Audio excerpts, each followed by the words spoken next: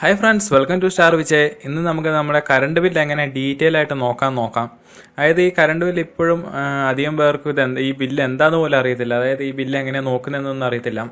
അപ്പോൾ നമുക്ക് എന്തായാലും നമ്മുടെ കറണ്ട് ബില്ലിലെ മുഴുവനായിട്ടുള്ള കാര്യങ്ങൾ ഡീറ്റെയിൽ ആയിട്ട് നോക്കിക്കളയാം. അപ്പോൾ ഇങ്ങനത്തെ ഒരു കറണ്ട് ബില്ലാണ് ഇപ്പോൾ നമുക്ക് കിട്ടുന്നത്.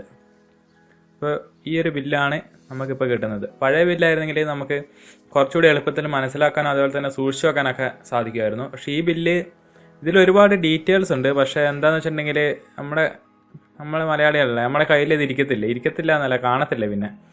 അപ്പോൾ നമുക്ക് ഈ ബില്ലിലെ അതായത് പഴയ ബില്ലിനെക്കാട്ടും ഒരുപാട് ഡീറ്റെയിൽസ് ഇതിലുണ്ട്. അപ്പോൾ നമുക്ക് ഈ ബില്ലൊക്കെ ഈ ബില്ലിലെല്ലാം മുഴുവനായിട്ടുള്ള കാര്യങ്ങളും ഒന്ന് നോക്കാം. അതായത് ഈ ബില്ലിൻ്റെ പ്രത്യേകത എന്ന് പറഞ്ഞാൽ നമുക്ക് ബിരിയാണി എന്നിട്ട് അതിൽ മണ്ണെണ്ണ ഒഴിച്ച അവസ്ഥ. അതായത് ഒരു സാധാരണക്കാരന് ഇതിന് മൊത്തം വായിച്ചെടുക്കത്തില്ല. ആ ലാസ്റ്റത്തെ ഈ എമൗണ്ട് മാത്രം ഒന്ന് നോക്കും, ബാക്കി കാര്യങ്ങളൊന്നും നോക്കത്തില്ല. എന്തായാലും നമുക്കിതിലെ മുഴുവൻ കാര്യങ്ങളൊന്നും നോക്കാം. അപ്പോൾ ഇതാണ് നമ്മുടെ ഇപ്പോഴത്തെ ബില്ല്. ഈ ബില്ലിൽ ആദ്യം നമുക്ക് KSEBിൻ്റെ ഒരു ലോഗോ കാണാം. കേരളത്തിൻ്റെ ഊർജം എന്നൊക്കെ പറഞ്ഞ താഴെ ഒരു ലോഗോ ഉണ്ട്. അതിൻ്റെ തൊട്ട് താഴെയായിട്ട് കസ്റ്റമർ കെയർ നമ്പർ ഉണ്ട്. അതായത് 1912 എന്ന് പറയുന്നൊരു കസ്റ്റമർ കെയർ നമ്പർ ഉണ്ട്. അതിൽ വിളിച്ചിട്ട് നമുക്ക് കംപ്ലൈൻ്റ് ഒക്കെ രജിസ്റ്റർ ചെയ്യാവുന്നതാണ്. അതുപോലെ തന്നെ തൊട്ട് താഴെ ഏതാണോ സെക്ഷൻ, ഇതിപ്പോൾ മാനന്തവാടി ഇലക്ട്രിക്കൽ സെക്ഷനാണ്, സെക്ഷൻ ഏതാണോ ആ സെക്ഷൻ ഉണ്ടാവും. അതിന് തൊട്ട് താഴെയായിട്ട് സെക്ഷൻ്റെ ഫോൺ നമ്പറും ഉണ്ടാവും. അതായത് ഇതാണ് അവിടുത്തെ ഫോൺ നമ്പർ. തൊട്ട് താഴെയായിട്ടൊരു ബാർകോഡ് ഉണ്ട്.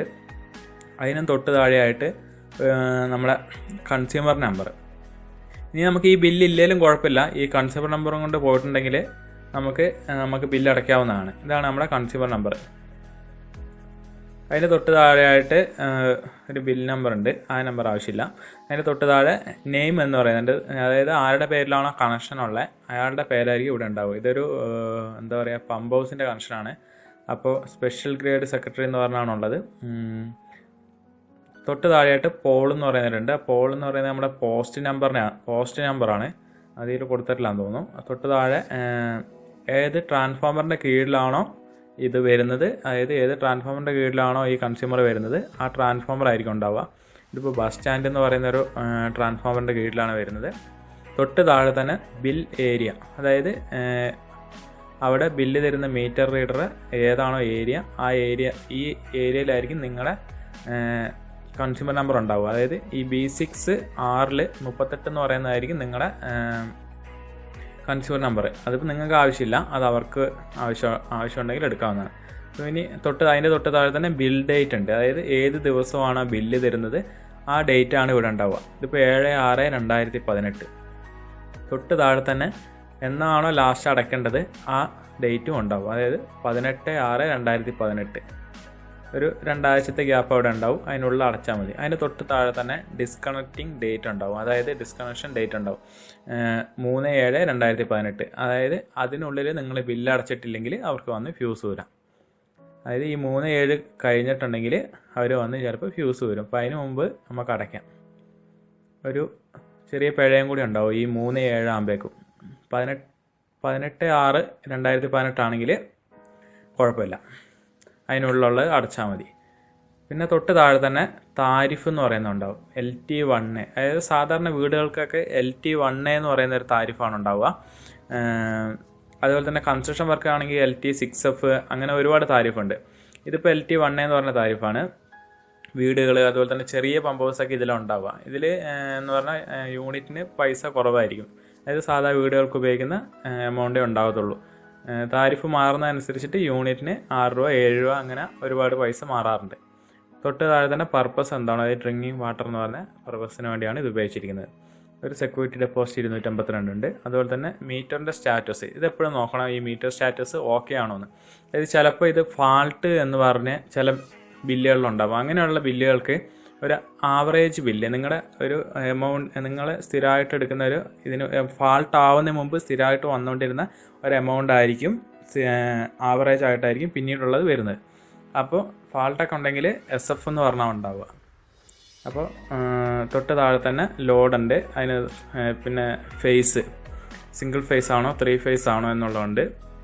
അതുപോലെ തന്നെ ഇതിന് മുമ്പ് എപ്പോഴാണോ റീഡിങ്ങിന് വന്നത്, അതായത് 7/4/2018 പ്രീവിയസ് റീഡിങ്. ഇതിന് മുമ്പ് 7/4/2018 വന്നു. കൃത്യം 2 മാസം കഴിഞ്ഞപ്പം 7/6/2018 വീണ്ടും വന്നു.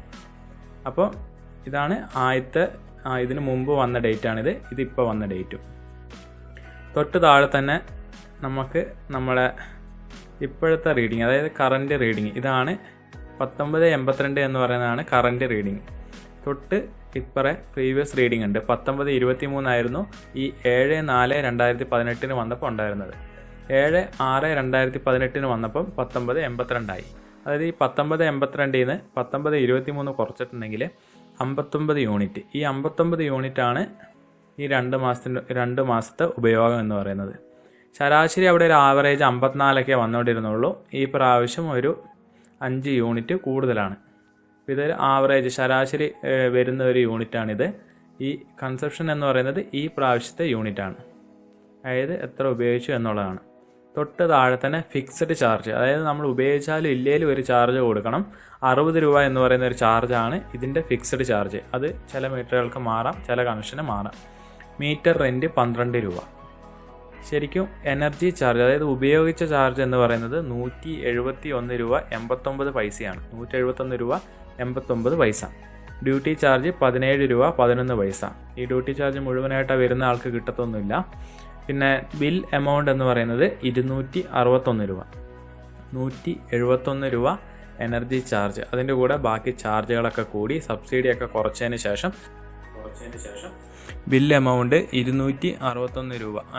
അതിന് തൊട്ട് താഴെ തന്നെ അഡ്ജസ്റ്റ്മെൻറ്റ് എന്ന് പറയുന്നൊരു എമൗണ്ട്, അതായത് നമ്മുടെ സെക്യൂരിറ്റി ഡെപ്പോസിറ്റ്, നമ്മൾ കറണ്ട് കണക്ഷൻ എടുക്കാൻ നേരത്ത് നമ്മൾ അടയ്ക്കുന്ന പൈസ ഉണ്ടല്ലോ, അതായത് നമ്മുടെ ഒരു വർഷത്തിലാണ് ഇത് കണക്കാക്കുക. നമ്മുടെ 3 മാസത്തെ എമൗണ്ട് എന്ന് പറയുന്നത് ഇതിനെക്കാട്ടും ഈ നമ്മൾ അടച്ച പൈസേനെക്കാട്ടും കൂടുതലാണെങ്കിൽ എത്ര രൂപയാണോ കൂടുതൽ ആ പൈസ ഇവിടെ ഈടാക്കും. അതായത് ഇപ്പോൾ ഇവരുടെ 87 രൂപ കൂടുതലാണ്. ഇനി അതേസമയം നമ്മൾ കുറവാണ് ഉപയോഗിച്ചെങ്കിൽ ആ പൈസ നമുക്ക് തിരിച്ച് ഇതിനകത്ത് തരും. അപ്പോൾ ഇതിൽ 87 രൂപ കൂടുതലാണ്. പിന്നെ അഡ്വാൻസ് പൈസ ഒരു 19 രൂപയുണ്ട്, സർചാർജ് 2 രൂപയുണ്ട്. അപ്പോൾ ഈ പൈസകളൊക്കെ കൂട്ടിയിട്ട് അതിൻ്റെ കൂടെ അഡ്വാൻസ് എന്ന് പറയുന്ന ഈ 19 രൂപ കുറച്ചതിന് ശേഷമുള്ള എമൗണ്ടാണ് പേബിൾ എമൗണ്ട് എന്ന് പറയുന്നത്. നമ്മൾ ആകെ അടയ്ക്കേണ്ട എമൗണ്ട് 331 രൂപ. അപ്പോൾ ഈ ബില്ലിൽ ഒരുപാട് കാര്യങ്ങളുണ്ട്. ഇനി ബില്ല് കിട്ടുമ്പോൾ എല്ലാവരും ഇതൊക്കെ നോക്കുക. തൊട്ട് താഴെ തന്നെ മീറ്റർ റീഡർ ആരാണോ ബില്ല് തന്നത് അവരുടെ ഒരു പേരുണ്ടാവും. അപ്പോൾ ഇനി ബില്ല് കിട്ടുമ്പോൾ എല്ലാവരും മുഴുവനായിട്ടുള്ള കാര്യങ്ങളൊക്കെ നോക്കുക. പിന്നെ നിങ്ങൾ ആദ്യമായിട്ടാണ് ഈ ചാനൽ വരുന്നതെങ്കിൽ തീർച്ചയായും ചാനൽ സബ്സ്ക്രൈബ് ചെയ്യുക.